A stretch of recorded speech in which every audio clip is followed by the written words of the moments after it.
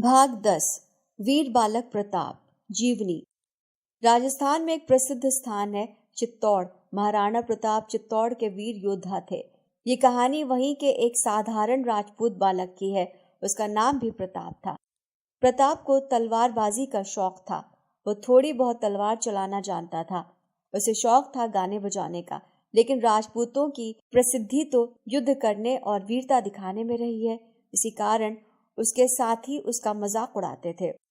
प्रताप कहता, यदि देश पर कोई संकट आया तो मैं गाने बजाने से ही देशभक्ति कर लूंगा। कुछ समय पश्चात मुगलों ने चित्तौड़ पर चढ़ाई कर दी।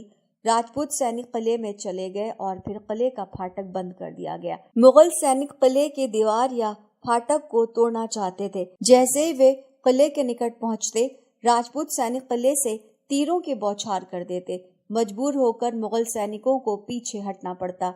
इधर प्रताप नगर में घूम घूम कर वीरता और देशभक्ति के गीत गाने लगा। उसका गीत सुनकर राजपूतों में नया जोश भरने लगा।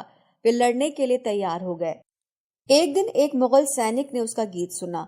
वो उसे पकड़कर अपने सेनापति के पास ले आया। एक सैनिक ने सेनापति को बताया, ये लड़का गली गली घूमकर गीत गाता है। मुगल सेनापति ने कुछ सोचा और बोला, ए लड़के, तुम्हें हमारे लिए गीत गाना होगा। प्रताप ने सोचा, देश की रक्षा के काम आने का ये अच्छा अवसर है।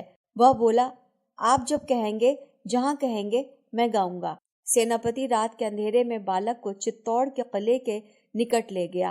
पीछे मुगल सेना छिपी थी। सेनापति ने बालक से कहा, यहाँ राजस्थानी भाषा में देश प्रेम का गीत गाओ।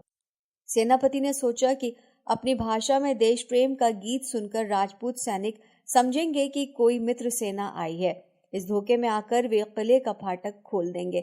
जैसे ही वे फाटक खोलेंगे, पीछे छिपी मुगल सेना किले में घुस जाएगी। इस प्रकार किले पर मुगलों का अधिकार हो जाएगा। प्रताप मुगल सेनापति की चाल समझ गया। उसने ऐसा गीत गाया कि राजपूत सावधान हो गए। उन्होंने मुगल सेना पर तीरों की वर्षा शुरू कर दी। इससे अनेक मुगल सैनिक मारे गए। सेनापति समझ गया कि प्रताप ने ही अपने गीत से राजपूत सैनिकों को सावधान किया है। वह तलवार लेकर उसकी ओर लपका।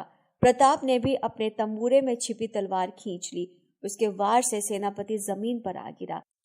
ये देखकर अनेक मुगल सैनिकों ने प्रताप को घेर लिया। प्रताप घबराया नहीं। वह वीरता के गीत गाते हुए लड़ता रहा। इतने सैनिकों से वो अकेला कब तक लड़ता। तलवार का एक वार प्रताप की गर्दन पर पड़ा। वो देश के लिए शहीद हो गया। मुगल सैनिकों को खाली हाथ लौटना पड़ा।